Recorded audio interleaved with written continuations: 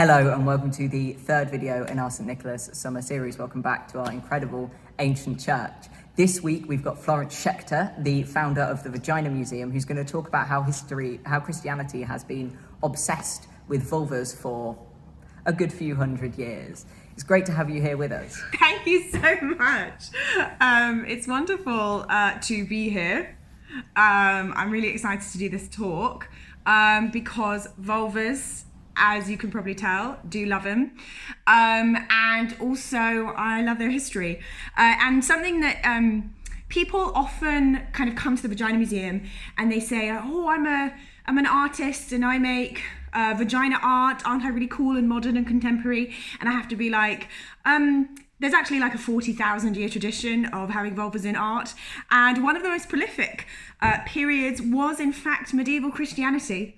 And I just wanted to tell you a little bit about how obsessed Christianity was with vulvas for a while. So the first thing I want to show you is the Bawdy pilgrim badges.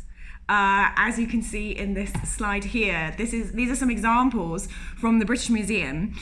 And a pilgrim badge is basically, back in medieval times, lots of people would do pilgrimages. They would go to a site where a saint died, or an important church that held a relic, or, something like that. And they would go there and, it would be this like very spiritual experience. And something that people did is they wore badges when they were going on the pilgrimage. They would buy badges when they would get to the shrines, and usually they were things like saints, and they would be religious scenes or scenes of the field or things related to Christ, stuff like that. But sometimes you would get these ones, Bawdy pilgrim badges, which were depicting erotic scenes, shall we say. And the reason that people would wear pilgrim badges has been hotly contested. There is a suggestion it might just be like as a souvenir, like, oh, I went to the pilgrim site and all I got was this funny badge. And that was really great for the shrine because it meant they could make money. It essentially acted as a marketing exercise for them. But it also meant that people wouldn't steal stuff from the shrine as a token. They could actually just buy something, and that was obviously better for the people who ran the shrine. These sexy ones, people have wondered what they mean. It might just be to do with the fact that in medieval times they were very interested in this idea of regeneration, of rebirth, and also the same of how Christ was he died and he was reborn and all that stuff, and we'll talk about that a bit later. But it also could just be like a parody, because if you see in this image that I've got, the top right hand one, that is a vulva probably going on a pilgrimage, and I'll show you some more. There we go. So these are some more pilgrim badges, Bawdy pilgrim badges. The top line, the third from the right, that is a pilgrim. So pilgrims, they wore these little hats, they had walking sticks, and they had little bags. You could spot a pilgrim. They had a sort of uniform. And that was a vulva as a pilgrim. So maybe the pilgrim badges were making fun of pilgrims, maybe. Eleanor Janega, who's a medievalist, has a really good theory, which I really like, which is that at the end of a pilgrimage, all your sins would be forgiven. And so what would you do logically if at the end of your pilgrimage all your sins would be forgiven? You'd do a lot of sinning on the way. And so maybe these sexy pilgrim badges were somebody saying, look, I'm out of my village, I am good to go, you want to have some fun, I am up for it. It was basically a badge saying I am DTF. Because as you can see, a lot of them are actually explicitly quite sexual. So the one to the left of the pilgrim badge is a vulva with a penis sort of bowing in reverence, but obviously possibly about to go into the actual vagina. Then we have some weird ones that I don't actually understand. Neither does my dog Scruffy. Hold on a sec. There he is. On the left, there are multiple designs of a vulva on stilts. I'm not sure why, but it might be to do with the fact that there were also lots of festivals, religious festivals, absolutely tons of them during medieval times. It was thought that if you were a farmer or a worker, you would work only maybe 100 days a year, compared to nowadays we work about 260 days a year. And the reason would be because there were so many festivals, so many, saint days that you would have to take off. So it could be these stilts could be part of that festival. There's also, sorry, I'm just being attacked. I'm just being full on attacked.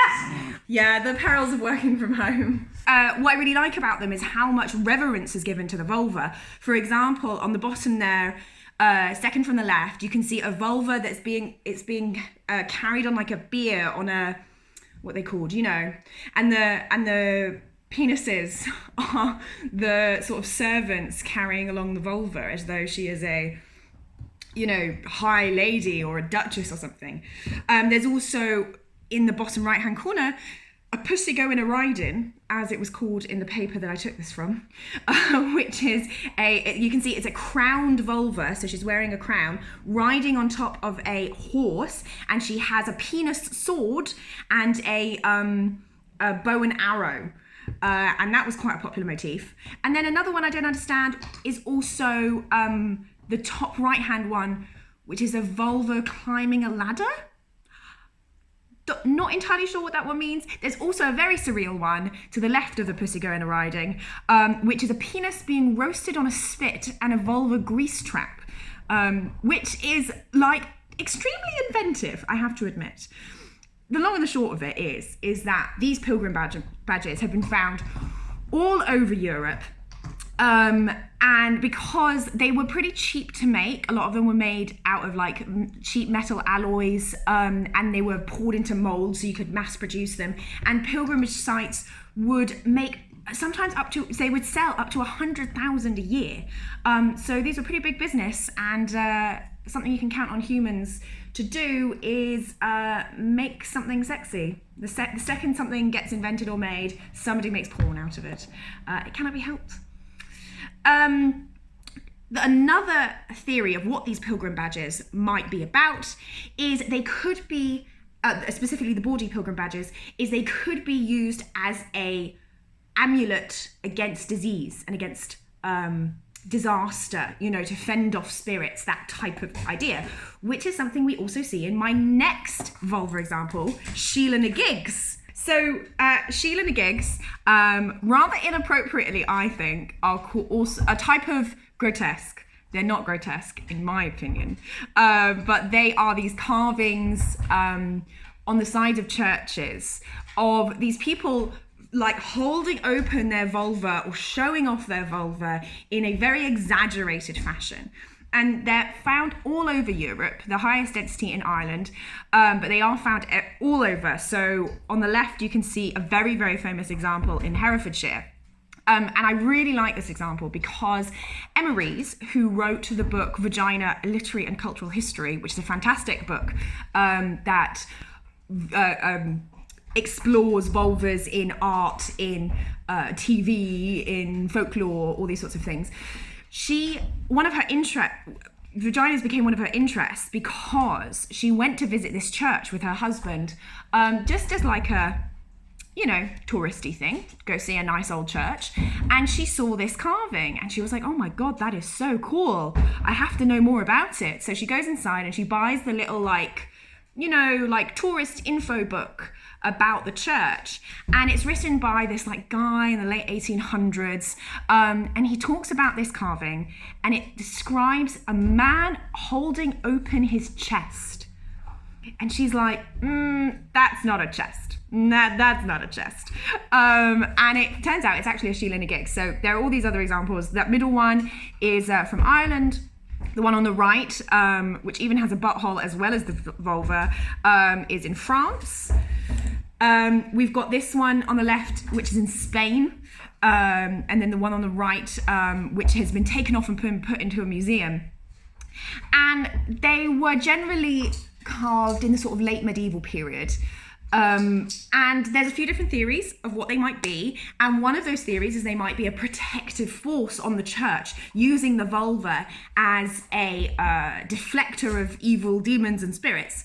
It may be a conflation of some pagan beliefs around Europe, and a sort of a hag goddess, who's like protecting the community with her body. And this is a idea that actually turns up all over the world. You have this in Maori culture, where vulvas are a protective force. You have this in indigenous cultures in North America, and yeah, you have them all over Britain as well. If you want to go see a Sheela-na-gig, there is a great website. It's literally, you can see it there, sheela-na-gig.org. It's called the Sheela-na-gig Project, and they have a map where you can go and visit, or you can see where in the UK there are churches with these Sheela-na-gigs, and you can go visit one. So I really want to go on a Sheela-na-gig tour one day, maybe when restrictions are over. I'll load up the car. I'll bring Jay with me. Sheela-na-gigs, because they sometimes have a bit of a conflation with paganism, I thought it might be an interesting diversion to go on just some purely Christian stuff. So we'll go straight on to the big guy, Jesus, depicted here in a book from Germany in the 1200s. And you see this like pointed oval shape that's around him. That is called a mandorla. And it's because I'm pretty sure in Italian mandorla means almond, especially because when I Googled for images, for examples, mandorla, loads of pictures of almonds actually came up. So yeah, I think it means almond in Italian. And this shape could mean a few different things, depending on who you ask. It could be the sort of portal between the spiritual and the physical realm, which Jesus is able to sort of go between. It could represent a cycle of birth and death and rebirth. And when you consider these two things, I don't think it's unreasonable to actually say, hey, maybe that is actually a vulva. And you might say, oh, Florence, maybe that's a bit of a stretch, it's just a pretty shape, isn't it? You're not Freud just seeing vulvas everywhere. But I am seeing vulvas everywhere, and there's very good reason, because they are everywhere. So I'll show you some other examples. This one, for example, the mandorla actually makes Christ's body here, and it's in this it's colored red, which again, it's very hard to say that's not a vulva. And then this one really makes the point, which this shows Christ's side wound. And I mean, come on. That is a vulva. And the thing is when people were praying with these books, they would get really intense about it, and they would kiss it. And I mean, just the parallels. I do think that everyone in medieval times really knew that it was supposed to be a vulva. It's just one of those things you never just wrote down, but everyone knew. There was a German abbess, Hildegard of Bingen, who I stan. She might be one of my favorite people in all of history, who really took this to the ultimate limit. Hildegard of Bingen, she was around the 1100s in Germany. She was an abbess. She was also a massive lesbian, and she was completely in love with another abbess. And there's this super cute letter that when that abbess is transferred to a different abbey, she's like, please, bishop, whoever it was, don't move her. I'll die. I just don't. And unfortunately, her request was denied, and they never saw each other again. I'm really sad about it. I'm still mourning, even 900 years later. But Hildegard of Bingen was pretty great. And you can see why all the women would be in love with her. She wrote music. She was a herbalist, and she wrote loads of medical stuff. She prescribed menstrual blood as a cure for leprosy. So, she's pretty down with the vulv. And one of the things she's most famous for is she had a set of revelations, visions that were given to her from God, and she wrote a book about them. And in her book Scivias, she has this picture, which is the universe as God has described to her. She's like, this is what the universe looks like. And this is what she says it looks like. Yeah. I think you can really tell how much she loved the vulva. On the left is the actual illustration from the book. And on the right is the explanation. It's like labeled from the text. So in the middle, you have the actual earth. And on the outside, surrounding it, there's little bumps of the clouds. And then there's the stars. And on top of it is the moon. And then there's like weather stuff, so that black and red line around it is hail and lightning. And then the star at the top is indeed the actual sun, and the little stars above it are the other planets, Mars, Jupiter and Saturn. And if you know vulval anatomy, this is actually exceptionally accurate. She has a hole for both the vulva and the urethra. She's got a clitoris. She's got labia. This is really something. The other thing that Hildegard of Bingen is famous for is the first written description in the Western world of the female orgasm. So, she knew what she was talking about. If you go read it, it is actually very heteronormative. And it talks about like when a man places his seed and she feels the heat rising in her. But I think that's because if she's writing for a public audience, she can't be like, look, I'm a massive leso. You should also, though, buy my book. I don't know if that would have been fully accepted. The medieval times was very queer, but it wasn't in the mainstream, is the thing. As is often the case with many a queer thing. Yes. And speaking of wonderful ladies, the last person that I want to tell you about is the Virgin of Guadalupe. So in the 1500s, a Chichimeca man called Juan Diego, although that I think was the name that the Spanish gave him, he was in Mexico. It wasn't Mexico at the time, but it was Mexico now. He was going to Tepeyac Hill, and before him was an apparition of a woman, and the woman spoke to him in Nahuatl, which is the language of the Aztecs, which is the language he would have spoken, and revealed herself to him as the Virgin Mary. And he goes to the Archbishop in the area saying, hey, Mary came and said hello to me. And the Archbishop is like, no, she didn't. You're lying. You're an indigenous man. I don't believe you. And he's like, okay. So he goes back. She appears to him again. And he's like, he didn't believe me. What should I do? And she's like, well, I want a temple built to me on this hill that we're near. So you better go back to him and tell him that you saw me. So he does. And the Archbishop is like, all right, if you saw the Virgin Mary, I would like some proof. And he goes back, but then his uncle falls ill, a man called Juan Bernardino. And he is tending to his uncle, and then he feels really bad that he never went to check in on the Virgin Mary again.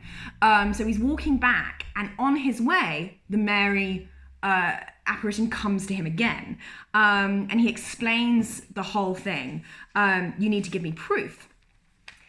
So she's like, okay, I'll give you some proof. Go up to the top of this hill where I want my temple built, and you'll find some flowers blooming there. Go pick those flowers. Now, at this time of the year, there wouldn't have been flowers blooming. And so when he goes up, there are indeed some flowers blooming, and they are flowers that are actually native to Spain, not Mexico. Again, it does make it feel like this story was written by a Spaniard, not an indigenous man, but this is how the story goes. And he puts the flowers in his cloak, and he goes to the Archbishop. And when he reveals his cloak, the flowers fall out, and on the fabric is the Virgin Mary printed into the fabric. And this is now what is called the Guadalupe Virgin. And there was a basilica built, and this image you see is a depiction of that event. And a basilica was built on that hill. This is the Basilica of Our Lady of Guadalupe in Mexico City. And the Guadalupe Virgin, as you can see here, this is how she is depicted, has become somewhat of a national symbol for Mexico. On the right is the actual painting in that basilica, and on the left is a reproduction. And there are so many reproductions, you will find it everywhere. And something that many feminists, Chicana feminists, have kind of said is that it is a depiction of a vulva. I mean, if you look at it, it's pretty easy to see, like the head being the clitoris, there's a clitoral hood, there's the flowing labia, and there's even like a little shadow at the bottom of her dress, which could be seen as the vulva. And on the left-hand image, you can see, the Virgin Mary appearing to people. And it's just, if you sort of squint your eyes, you're just like, oh yeah, of course that's a vulva. That is one way your mileage may vary, but it is a sort of accepted interpretation of the Guadalupe Virgin. And that's just a brief overview of vulvas in Christianity. And since I am doing this talk for Jay, I thought I'd end on a poem. And that is a poem here. This is an illustration by Thomas Rowlandson from 1872. And it's harking back to this idea of the vulva being a protective force against demons and devils. And this poem is called The Hairy Prospect, or Devil in a Fright. And it reads, once upon a time, the sire of evil, in plainer English called the devil. They had different accents back then. Some new experiment to try, at Chloe cast a roguish eye. But she who all his arts defied, pulled up and showed her sex's pride. A thing all shagged about with hair, so much it made old Satan stare, who frightened at the grim display, takes to his heels and runs away. And so, my friends, if you ever need comfort, if you ever have any demons that are chasing you that you need to get rid of, take comfort in a vulva, because she will protect you. Thank you. Thank you for sharing all of your knowledge of Christianity and the vulva with us. It's a longer and richer history than some people may expect, and it's so good to have our assumptions completely shattered by the prevalence of vulvas throughout history, throughout time, throughout Christianity, and throughout all the years that this church has been standing. The next and final video in our series will be with Joel Robinson Brown, who's coming in, and well, not literally, but he's coming to discuss Christianity, early Christianity in Africa in a couple of hundred years before St. Nicholas was built and 100 or so years after it was built, and give us that global context in which St. Nicholas was built. We really hope we'll see you there.